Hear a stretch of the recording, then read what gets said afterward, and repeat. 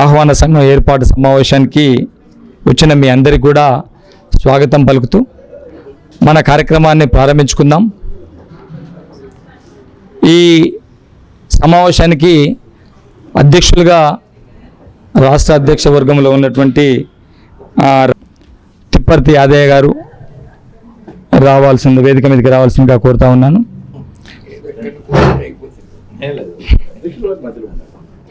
Doctor Sudhakar గారు, all India general secretary doctor Sudhakar గారు, అంటే యాక్చువల్గా అధ్యక్ష వర్గంలో ఉన్నాడు కానీ అధ్యక్ష వర్గంలో ఉండే మరో జనరల్ సెక్రటరీ, రాష్ట్ర జనరల్ సెక్రటరీ నాగేశ్వరరావు గారు,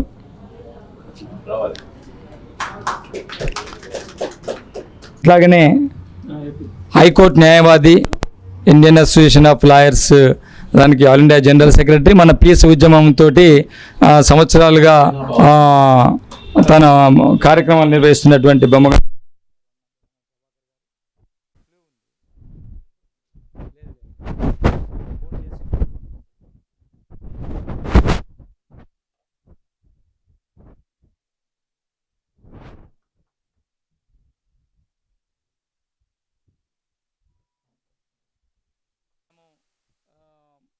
మనము దీనికి ఒకటి హాల్ కూడా యాక్చువల్గా ఇదే హాల్లో రాష్ట్ర మహాసభ రెండింటిని లింకు చేయదని మన సెంట్రల్ కమిటీ సమావేశానికి వెళ్ళినటువంటి ఆఫీస్ బేరర్స్ దాంట్లో సెంట్రల్ కమిటీ నిర్ణయం చేసింది. దానికి సపరేట్గా వాళ్ళు తమిళనాడు జిల్లాల వారీగా మనము మన కార్యక్రమాన్ని పూర్తి చేసుకుందాం. దీనికి సంబంధించి యాక్చువల్గా ఈరోజే కరపత్రాలు, తర్వాత కూపన్స్, అవన్నీ పత్రంలో డేటు, తర్వాత హాలు అవన్నీ ఉంటే బాగుంటుంది కదా అనే ఉద్దేశంతో ఆ రెండు రీజన్స్ తోటి కూపన్స్ని, కరపత్రాలను ఈరోజు అందించలేకపోతున్నాం. అట్లాగనే సావనీరు కూడా తీసుకురావాలని అనుకోవడం జరుగుతుంది. సావనీరు కూడా ఒక కమిటీకి సంబంధించినటువంటి దానికి చూద్దాం అనేది ప్రోగ్రామ్ అయితే ఇది. ఈ లోపు మనము ప్రారంభించుకుందాం. కొద్దిసేపు ఆగుదాం. దీనికి సంబంధించి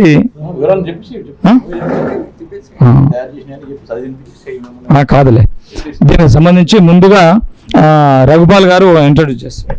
సంస్థగా మన ఐప్సో ఉంది, దాన్ని ఒక ప్రజా సంస్థగా మార్చాలని చెప్పినటువంటి నిర్ణయం ఐప్సో ఆల్ ఇండియా లెవెల్లో తీసుకోవడం జరిగింది.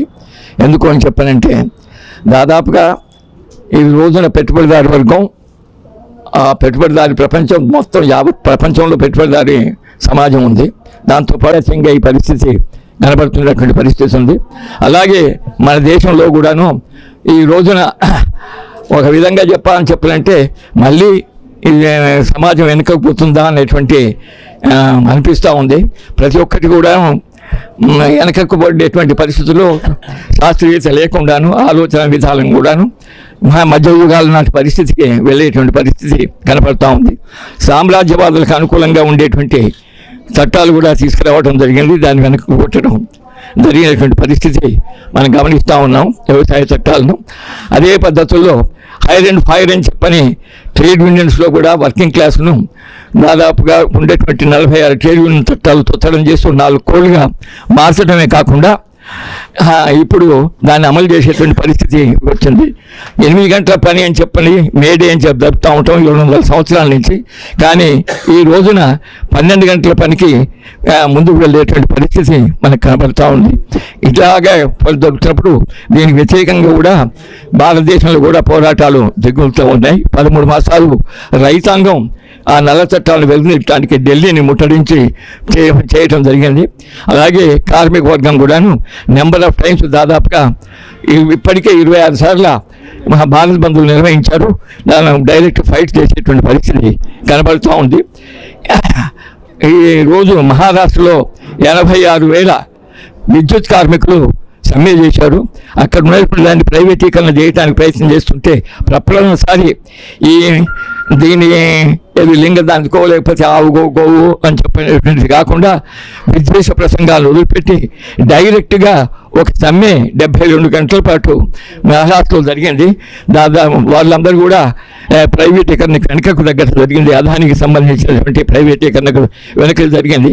అందు గురించి విశాలమైనటువంటి ఐక్య సంఘటన ఏర్పడి ఆ విశాలమైన ఐక్య సంఘటన ద్వారా ఈ సామ్రాజ్యవాదులు చేస్తున్న కుట్రలకు వ్యతిరేకంగా దాన్ని అనసటానికి ఏ వ్యూహంగా ఉపయోగిస్తున్నటువంటి మతోన్మాదం కానీ కులోన్మాదం కానీ ఇతరత్గా ఉండేటువంటి లింగ వివక్ష కానీ విద్వేష ప్రసంగాలు కానీ ఆ విధంగా ప్రపంచ జాతీయ అంతర్జాతీయ నేపథ్యంలో ఈ మహాసభ జరుగుతూ ఉంది. దానికి రాష్ట్ర వ్యాప్తంగా మంచి ఆహ్లాదకర వాతావరణంలో రాష్ట్ర మహాసభలు జరపడానికి ఒక అంటే స్టార్టింగ్ పాయింట్ అని అనుకుంటున్నాను ఇది. ఎందుకంటే గతంలో కూడా మహాసభలు జరిపాము. ఎంత పగడబందీగా ఒక ఆహ్వాన సంఘం ఏర్పాటు చేసుకోవడం, దానికి హడావిడి చేయటం లేకపోతే అది చేయడం జరగలేదు. ఎందుకంటే ఆర్గనైజేషన్ పెరుగుతుంది మనది అన్నదానికి ఇది నిదర్శనం. ఏదో ఆషామాషిగా జరిపేసేసి కాన్ఫరెన్స్ జరపడం అని కాకుండా ఒక పగడబందీగా చేసుకోవడానికి, ఒక సావనీరు తీయడానికి, ఒక కూపన్స్ వేసుకోవడానికి ఈ యొక్క పద్ధతిలో రాష్ట్ర మహాసభలు రాష్ట్రంలో దాదాపు 17 మహాసభలు జరిగినాయి. ఒకటి రెండింటికి నేను వెళ్ళాను, మిగతాన్నిటికి ఇంత మంచి వాతావరణంలో జరుగుతుంది. ఒకటి ఇది మాకు ఆషామాషి కాదు. సరే మనకి ఇంటర్నల్గా మనం ఏమన్నా ఏదన్నా ఇంకా ఏమన్నా కానీ మేము ఓవరాల్గా మేము చూసినప్పుడు ఆల్ ఇండియా స్థాయిలో చూసినప్పుడు మంచి ఆర్గనైజేషన్గా మన తెలంగాణ ఉంది. అక్కడ ఎప్పుడు కూడా ఆల్ ఇండియాలో ఫస్ట్ నెంబర్లో ఉంటాం మనం. ఇప్పుడు తెలంగాణ చూసినా కానీ మంచి యాక్టివిటీ ప్రతి దాని మీద టేకప్ చేస్తామని చెప్పి అన్ని సమస్యల మీద టేకప్ చేస్తారని. ఎందుకంటే డిమానిటైజేషన్ మీద కూడా మనం చేశాం.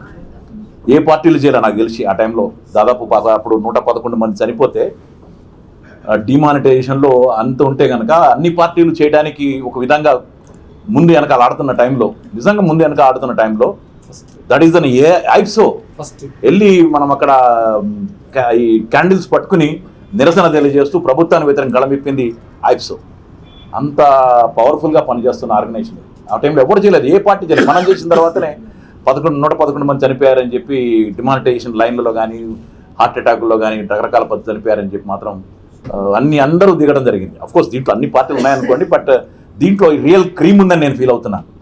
ఒక సమస్యల మీద, కామన్ సమస్యల మీద పోరాటం చేసే, ఫైట్ చేసే క్రీమ్ ఇదంతా. ఎందుకంటే అక్కడ కొన్ని సమస్యలు ఉంటాయి, వాళ్ళకి టెక్నికల్ సమస్యలు, పొలిటికల్గా డిఫరెంట్ ప్రాబ్లమ్స్ ఉంటాయి, ఎలక్షన్ ఉంటాయి. మనకేమో ఎలక్షన్స్ లేవు, పోటీ చేసేది లేదు. మనకేంటంటే ఒక అవేర్నెస్ చేయడానికి పనిచేసే సంఘం ఇది. సో అటువంటి సంఘంలో మనం అంతా పనిచేస్తున్నందుకు నిజంగా మనం అభినందించుకోవాలి. That's an very good. ఇప్పుడు కాన్ఫరెన్స్ మనకి రాబోతుంది.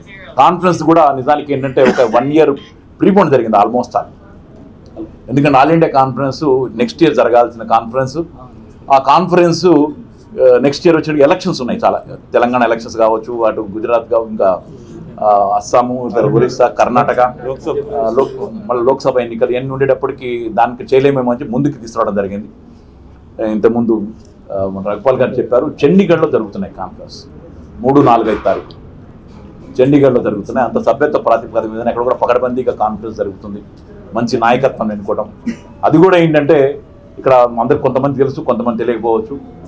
మన వన్ ఆఫ్ ది ప్రధాన కార్యదర్శి అంటే నాలాగానే ఇంకొక ప్రధాన కార్యదర్శి మొత్తం 4 ఉంటాం ఆల్ ఇండియాకి. దాంట్లో ఒక ప్రధాన కార్యదర్శి వరల్డ్ పీస్ కౌన్సిల్కి అధ్యక్షుడిగా ఎన్నికై జరుపుకుంటున్న కాన్ఫరెన్స్. అంటే అంతర్జాతీయంగా కూడా మన దేశానికి, మన ఐప్సోకి గుర్తింపు జరిగిన సందర్భం. అయితే ఇదే దాంట్లో మనకి ఆల్ ఇండియా కాన్ఫరెన్స్కి ఒక స్లోగన్ పెట్టాం. అది కాన్ఫరెన్స్ స్లోగన్ ఏంటంటే in defence of constitution values, world peace and anti imperialist solidarity. అంటే మన కాన్స్టిట్యూషన్ కాపాడుకోవాలని మన రాష్ట్ర మహాసభకు కూడా ఇదే దాన్ని కొద్దిగా తెలుగులో తర్జుమా చేసుకుంటే భారత రాజ్యాంగాన్ని రక్షించుకుందాం, ప్రపంచ శాంతిని కాపాడుకుందాం అన్న నినాదం అయితే బాగుంటుందేమో అని చెప్పి నేను సజెస్ట్ చేస్తున్నాను. ఎందుకంటే భారత రాజ్యాంగం అనేది ఇప్పుడు ఈరోజు ప్రధానంగా చాలా పెద్ద సమస్య. మనం పోరాటం చేయాల్సిందంటే అదే మన హక్కులు. ఇప్పుడు ఒకటి నిన్న బైరి రమేష్ ఏదో కామెంట్ చేశాడు, నిజం మరీ కించపరచడం అనేది ఎవడు చేసేది కాదు. ఎందుకంటే చరిత్రలాగా ఉంచేయాలి. అవునన్నా కాదన్నా చరిత్రనే, అవునన్నా కాదన్నా చరిత్రని హిందువులు కాదు మన హిందువులు అని మేము సాఫ్రాన్ అని చెప్పుకున్న వాళ్ళు ఒప్పుకోవాల్సిందే. అది వాస్తవాలే. వాస్తవాలు అంత కటువుగా చెప్పడం అనేది, ఒకళ్ళ మనసును నొప్పించడం అనేది ఎవరికైనా మంచిది కాదని నేను ఫీల్ అవుతున్నాను. కానీ దీన్ని అడ్డం పెట్టుకుని ఈరోజు మొత్తం మనందరినీ కూడా దేశద్రోహులాగా చేయటం, కొంతమంది నమ్ముతారు, నమ్మరు. దీంట్లో నమ్మేటవాళ్ళు ఉన్నారు, నమ్మరు అన్నారు. ఇప్పుడు నేను దేవుడి పూజ చేయకపోయినా కానీ నేను గుళ్ళకి వెళ్తాను, అన్నిటికీ ఎవ్రీథింగ్. నేను మస్జిద్కి వెళ్తాను, మక్కకి వెళ్తాను, తప్పే ఉన్నది అర్థం కాదు. దానికి కూడా కామెంట్ చేస్తారు మనం సమస్యను చెప్పుకోవడానికి. ఆఖరికి రంగుల మీద ఈరోజు పరిస్థితి ఏంటంటే, ఒక కాషాయ రంగు వేసుకుంటే వాడు హిందూ అయిపోయాడా, ఇంకో ఏ రంగు వేసుకుంటే అది అయిపోయాడు, గ్రీన్ రంగు వేసుకుంటే పాకిస్తాన్ అయిపోయిందా. ఈరోజు ఈ పద్ధతుల్లో కొట్టుకు చచ్చిపోతున్నారు జనాలందరూ. ఇంత దారుణంగా అయిపోయిందంటే అసలు మనం మాట్లాడే పరిస్థితి లేదు. ఇవన్నీ చేస్తున్నది ఇప్పుడు బయటపడుతుంది. వాస్తవాలు ఏంటంటే బైరి నరేష్ తోటి బీజేపీ మాట్లాడుకుని రెచ్చగొట్టించిందని రేపు పొద్దున రాబోయే ఎన్నికల కోసం. ఇంత దారుణానికి దిగజారుతున్నారు. ఎవరు మాట్లాడాలి ఇవన్నీ? Yes, we have to speak. మన ఆర్గనైజేషన్ మాట్లాడాలి. మన ఆర్గనైజేషన్ నిలబడాల్సిందే. మనం ఎక్కడికక్కడ నిలబడాలి. దీన్ని చాలా సమర్థవంతంగా ఎదుర్కోగలిగిన ఆర్గనైజేషన్ ఐప్సో. దానికోసమే మనకి ఈ మహాసభకి ఒక ప్రత్యేకతను తీసుకొద్దామని చెప్పి నేను ఇంత ప్రయత్నాలు చేస్తున్నాం. మనం ఇప్పుడు దీనికి ఇది రావడానికి ముందు ఒక 4 మీటింగ్లు కూర్చున్నాం. అక్కడే కాసేపు మాట్లాడుకున్నాం, కాసేపు అయ్యాం. ఇప్పుడు మాకున్న డిఫరెన్సెస్ కావచ్చు, నాకు కోపం కావచ్చు, ఏదన్నా కావచ్చు, కానీ ఆర్గనైజేషన్ కోసమే ఉండాలి మనకి, నాట్ ఇండివిజువల్. ఏదన్నా కానీ పొద్దున పొలిటికల్గా చూసినా కానీ ఇది ఆర్గనైజేషన్ కోసమే ఉండాలి. ఇక్కడ ఏ పార్టీ లేరు, ఓన్లీ ఐప్సో. ఇక్కడ ఎవరైనా నేను ఆమ్ ఆద్మీ పార్టీ కావచ్చు, ఇంకోటి టీఆర్ఎస్ కావచ్చు, ఇంకోటి సిపిఐ కావచ్చు, సిపిఎం కావచ్చు. ఇక్కడ పార్టీలు కాదు కావాల్సింది. ఇక్కడ ఉన్నది ఒకటే సమస్య, మనకి స్వేచ్ఛ కావాలి, మనకి డెమోక్రసీ. మనకి ఏదైతే కాన్స్టిట్యూషన్లో మనకి మాట్లాడే హక్కులు ఉన్నాయో ఆ హక్కుల్ని పరిరక్షించుకోవాలి. Otherwise you can't survive. నాకు ఒక్కొక్కసారి అనిపిస్తుంది ఏంటంటే ఉండడం అవసరమా, ఇక్కడ వెళ్ళిపోదాం, బయటికి వెళ్ళిపోయి ఎంజాయ్ చేద్దాం, లేకపోతే అమెరికాకి వెళ్ళిపోదాం నిజంగా అనిపిస్తుంది నాకు కూడా. ఈ మాటనే షారుఖ్ ఖాన్ ఇంకోటి అంటే కనుక వాళ్ళని దేశద్రోహులకు చిత్రిస్తారు. మనంటే కూడా అదే అంటారు డెఫినెట్గా. ఇంత వరస్ట్గా అయిపోయింది సిచ్యుయేషన్. మాట్లాడే అది లేదు, సోషల్ మీడియాలో మాట్లాడే పరిస్థితి లేదు. ఒక స్టేట్మెంట్ పెట్టగానే వేట కుక్కల్లాగా మన మీద పడుతున్నారు. ఎన్ని రోజులు ఇట్లా మనకి దాన్ని మాట్లాడాల్సిందే ఐప్సోనేనండి. అందుకని మనకి ఈ కాన్ఫరెన్స్ని మన కాన్స్టిట్యూషన్ రక్షించుకుందాం. వేరే ఏం కాదు, మన కాలనేది వాడు నిర్ణయిస్తాడా, ఏ పుస్తకాలు చదవలేదు వాడు నిర్ణయిస్తాడా, ఎక్కడికి నువ్వు వెళ్ళాలి అన్నది వాడు నిర్ణయిస్తాడా, హూ ఈజ్ హీ? మనం గవర్నమెంట్ని ఎన్నుకునేది కూడు గుడ్డ ఇవ్వడానికి, ఇల్లు ఇవ్వడానికి, లేకపోతే ఉద్యోగాలు కల్పించడానికి, ప్రాజెక్టు కల్పించడానికి. అంతేగాని వంటింట్లో నువ్వు ఏం తింటున్నావు, ఏం వండుకు తింటున్నావు, ఇదా? దీనికోసం కాదు కదా. దాన్ని రైట్ చేయాల్సింది ఎవరు? మనం, మన ఆర్గనైజేషన్ ఐప్సో.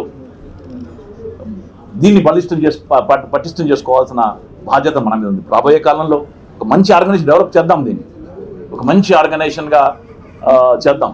ఎందుకంటే ఇప్పుడు ఇక్కడ చూస్తుంటే అంతా ఇంటెలెక్చువల్స్, అంతా చదువుకున్న వాళ్ళే కనపడుతున్నారు. నిజంగా నాకు మంచి టీం కనపడుతుంది ఇక్కడ. ఇది రేపొద్దున కాన్ఫరెన్స్ కూడా అదే పద్ధతుల్లో మంచి టీంని తయారు చేసుకుని వెళ్ళటానికి ఉపయోగపడుతుందని నేను అనుకుంటున్నాను. అందుకని ఒకటి మంచి ఒక సావనీరు అంటే, సావనీరు ఎందుకంటే మనకి ఫండ్ రైజింగ్ కోసం మనం ఇక్కడ ఉన్న వాళ్ళు కొంత బాధ్యత తీసుకోవాలి, జిల్లాలో బాధ్యత తీసుకోవాలి, స్టేట్ కమిటీకి ఫండ్ కావాలి. అంటే ఇప్పుడు డబ్బులు అంటే అది ఆఫీస్ రన్ చేయడానికి ఆఫీస్కి కావాలి, మెయింటెనెన్స్ కావాలి, తిరగడానికి కావాలి, జిల్లాలు తిరగడానికి, లేదా మీటింగ్ పెట్టడానికి. ఎందుకంటే రాబోయే కాలంలో చాలా మీటింగ్స్ ఉన్నాయి మనకి. ఇమ్మీడియట్గా అలైదా ప్రోగ్రామ్ ఒకటి ఉన్నది, అలైదా చెగవీర. అంటే మనకి నిజంగా చెగవీర పేరునగానే మనకి గూస్ పంప్స్ వస్తాయి, వెంట్రుకలు ఇట్లా గగ్గురు పొడుస్తుంది. ఒక అద్భుతమైన వ్యక్తి. ఆయన ఫోటోనే చూస్తేనే మామూలు జనాలు కూడా, నేను 5 నిమిషాలు తీసుకోవడం పర్వాలేదుగా, ఆయన వస్తుంటే ఈజీ అయిపోద్ది. ఎందుకంటే బూరద కొట్టలేదు కదా, తప్పదని వరిస్తున్నారా? ఎందుకంటే చెగవీర అనగానే ఉత్సాహం వచ్చేస్తుంది ఎవరికైనా కానీ, నాట్ ఓన్లీ మీ. అది ఎవరో తెలియదు, ఆ రిక్షావాడికి, ఆటో రిక్షావాడికి కూడా చెగవీర అంటే ఎవరో తెలియదు. బట్ చెగవీర స్టిక్కర్ వేసుకుంటారు దాని మీద. అంత రెవల్యూషనరీ ఫోర్స్ కనపడుతుంది దాంట్లో. అంటే విప్లవానికి ఐకాన్, విప్లవానికి ప్రతీక ఆ మొహంలోనే కనపడుతుంది. ఆ స్టార్లో కనపడుతుంది. నిన్న కూడా ఏదో సినిమా దాంట్లో చూస్తే ఆ టోపీ, ఆ స్టార్. మన శ్రీకాంత్ కూడా ఏదో సినిమాలో పెట్టుకున్నప్పుడు మేము అది విలన్ క్యారెక్టర్ పెడుతుంటే మేము వెళ్ళి గొడవ చేసాం ఐప్సో నుంచి. అందులో విలన్ క్యారెక్టర్కి పెట్టడానికి ట్రై చేశాడు. అది పెట్టినప్పుడు వెళ్ళి మేము పెద్ద తగాద పడ్డాం. ఫిలిం ఛాంబర్కి వెళ్ళి తీసేశారు. అప్పుడు స్టార్ను టోపీ తీసేశారు, అది స్టార్ తీసేశారు, టోపీ అది మేనేజ్ చేశారు, జుట్టు కూడా కొంచెం మార్పులు చేశారు. సో విప్లవానికి ప్రతీక అది. సో అటువంటి సిచ్యుయేషన్, అటువంటి ఆయన కూతురు వస్తుంది మనకి, ఆయన మనవరాలు కూడా వస్తుంది. న్యాచురల్గా అందరికీ ఒక ఇన్స్పిరేషన్ ఇప్పిద్దామని, ఇంకా అందరినీ పిలుద్దామని అనిపిస్తుంది మనకి. అందుకని దానికి సంబంధించి 2 మీటింగ్లు జరిగాయి, ఇప్పటికి 2 మీటింగ్లు జరిగాయి దానికి సంబంధించి. మళ్ళీ ఎల్లుండి ఇంకొక మీటింగ్ ఉన్నది, అన్ని పార్టీలతో కలిపి ఒక పెద్ద మీటింగ్ పెడదామని. ఆమె వస్తున్న సందర్భంగా, రాష్ట్రానికి వస్తున్న సందర్భంగా చేద్దామని చెప్పి ఒక ప్రపోజల్ ఉంది. అది 22 జనవరి వస్తుంది. దాని తర్వాత ఇంకొక మీటింగ్ ఉంది ప్రోగ్రామ్, అంటే కాన్ఫరెన్స్కి ముందు, అది కూడా మనం చేసుకోవాల్సి వస్తుంది. దీని వివరాలు తర్వాత చెప్తాం. అది ఎందుకంటే రాత్రి నాకు ఆయన ఫోన్ చేసి చెప్పడం జరిగింది, నేను వస్తున్నానని చెప్పని. ఎనీహో కాన్ఫరెన్స్ ఇది, దీనికి వీటన్నిటి కోసం కూడా డబ్బులు కావాలి కదా. నేను చెప్పే పాయింట్ ఏంటంటే డబ్బులు కావాలి, కొంచెం మనం వేసుకోవాలి. దీనికి ఏంటంటే మనం వెళ్ళి రోడ్ల మీదకి వెళ్ళి అక్కడికి వెళ్ళి లేకపోతే వేరే కంపెనీలకి వెళ్ళి డొనేషన్ అడగం. మనం ఏదో సావనీర్ కింద కొంత అడ్వర్టైజ్మెంట్ కలెక్ట్ చేసుకోవడం, తర్వాత కూపన్స్ కూడా తయారు చేస్తున్నానని చెప్పారు ఆయన. యాక్చువల్గా ఇవాళకి మనం తీసుకొచ్చుంటే బాగుండేది అని చెప్పారు కదా, డేట్స్ ఏదో కొంచెం ఉండి చేయలేకపోయినా అని చెప్పి. ఎనీహో ఎంత తొందరగా వస్తే అంత ఈజీ అవుతుంది మనం డొనేషన్స్ కలెక్ట్ చేసుకోవడానికి. కూపన్స్ తర్వాత సారపత్రం ఎప్పుడు ఇవాళ రేపు అంతా soft copy, Facebook, WhatsApp, that is the best method. దాని మీద ఎక్కువ డబ్బులు కూడా ఖర్చు చేయక్కర్లేదు. అతికించడానికి ఈరోజు 10 రూపాయలు 6 రూపాయలు తీసుకుంటారు, మళ్ళీ చింపేస్తారు. అది పోస్టర్ కూడా రిలీజింగ్కి మాత్రమే పోస్టర్ మనకు వస్తుంది. ఇంకా అసలు మెంబర్షిప్ కూడా పెంచమని నేను అడిగాను ఈ కాన్ఫరెన్స్ సందర్భంగా. ఇంకొక 20,000 పెంచితే కనుక ఏమవుతుందంటే ఇక్కడ మనకు నాయకత్వం చాలా ఎక్కువ ఉన్నారు, అందరినీ మనం అకామిడేట్ చేయాలనుకున్నప్పుడు అక్కడ ప్రెసిడెంట్, వైస్ ప్రెసిడెంట్స్ కొన్ని రావాల్సి వస్తుంది. మనకు వస్తేనే యాక్టివిటీస్ పెరుగుతాయి అక్కడికి మనకి వెళ్ళడానికి. సో 1,00,000 మెంబర్షిప్, ఎందుకంటే పంజాబ్ రాష్ట్రం వాళ్ళు 1,00,000 మెంబర్షిప్ చేస్తున్నారు, మనం కూడా ఎందుకు చేయకూడదు అంటున్నాను. మనం 80,000 అన్నాం, 1,00,000 రూపాయలు 1,00,000 మెంబర్షిప్కి మనం పెంచితే బాగుంటుందేమో, ఒక ప్రయత్నం చేయండి. అది ఎనీ ఒక కాన్ఫరెన్స్కి మనకు టార్గెట్ ఇచ్చి, అన్ని జిల్లాలకి టార్గెట్ ఇచ్చి తయారు చేస్తే పెద్ద కష్టం ఏం కాదు. ఇంకా కాని జిల్లాల్లో కాని వాటిల్లో కూడా చేసుకోవాలి. సో ఇది జనరల్ ప్రపోజల్ ఫ్రెండ్స్. కానీ మనం మాత్రం ప్రధానంగా నేను చెప్పదలుచుకున్న పాయింట్, ఇది మన రాజ్యాంగాన్ని రక్షించుకుందాం అన్న నినాదం మీద దాని మీద మళ్ళీ కాన్ఫరెన్స్ ముందు ఒక చిన్న రౌండ్ టేబుల్ సెమినార్ లాంటిదో మీ జిల్లాలో పెట్టిన, పోస్టర్లు పట్టుకొని రిలీజ్ చేసిన ఒక మంచి ఉత్సాహమైన వాతావరణానికి వెళ్ళడానికి బాగుంటుందని ఆశిస్తూ మరి నాకు ఈ అవకాశం ఇచ్చిన మీ అందరికీ కూడా తెలియజేసుకున్నాను. Thank you. జరిగిన తర్వాత కూడా అక్టోబర్ విప్లవంతో 1917 సోవియట్ యూనియన్ ఏర్పడిన అనంతరం ప్రపంచంలో ప్రధానంగా ఒక 2 శిబిరాలు, ఒకటి సోషలిస్టు శిబిరం, రెండవది సామ్రాజ్యవాద దేశాలు దాన్ని అనుకూలమైనటువంటి శిబిరం, మూడవది అప్పుడప్పుడే అభివృద్ధి చెందుతున్నటువంటి భారతదేశం. స్వాతంత్ర్యానంతరం పండిట్ జవహర్లాల్ నెహ్రూ ఈ దేశ ప్రధానిగా ఉండి ప్రపంచంలో ఉన్నటువంటి పరిస్థితులని అవగాహన చేసుకొని అలీనా ఉద్యమ కేంద్రంగా అలీనోద్యమాన్ని నాజర్, టీటో, జవహర్లాల్ నెహ్రూ గారి లాంటి వాళ్ళు దీన్ని ఒక భారతదేశాన్ని ఒక అలీనా శిబిరంగా వృద్ధి చేయటం జరిగింది. ఎందుకంటున్నానంటే ఆనాడు ఉన్నటువంటి 2 అంశాలు వచ్చినప్పుడు సామ్రాజ్యవాదం, సోషలిజం, డెమోక్రసీ అభివృద్ధి చెందుతున్నటువంటి అలీనా ఉద్యమ దేశాలు గురించి వచ్చినప్పుడు మొట్టమొదటిసారిగా ప్రపంచంలో బహుశా నాకు తెలిసినంత వరకు ఏమన్నానంటే సోవియట్ యూనియన్ అనేది ఏర్పడిన తర్వాత ఫస్ట్ డిగ్రీ వాళ్ళు ప్రకటించింది ఏమన్నానంటే శాంతి అనేది వాళ్ళు తీసుకున్నటువంటి రాజ్యాంగంలో ప్రకటించినటువంటి దేశం, ప్రధానంగా ఆనాడు యుద్ధ వాతావరణంలో ప్రకటించినటువంటి దేశం. అట్లాగే ఇవాళ మన భారత రాజ్యాంగాన్ని కూడా మీరు చూస్తే భారత రాజ్యాంగంలో కూడా ఏంటిదని అంటే శాంతి అనేది, మన రాజ్యాంగంలో కూడా శాంతి అనేది మనం కాముక దేశంగా, శాంతి అనేది మన లక్ష్యంగా మన రాజ్యాంగంలో కూడా భారత రాజ్యాంగంలో పొందుపరచబడింది. అందువల్ల ఏమన్నానంటే వాళ్ళలో భాగంగా మన Bharat AIPSO all India peace and solidarity organisation ఫార్మేషన్లో కానీ ఈనాటికి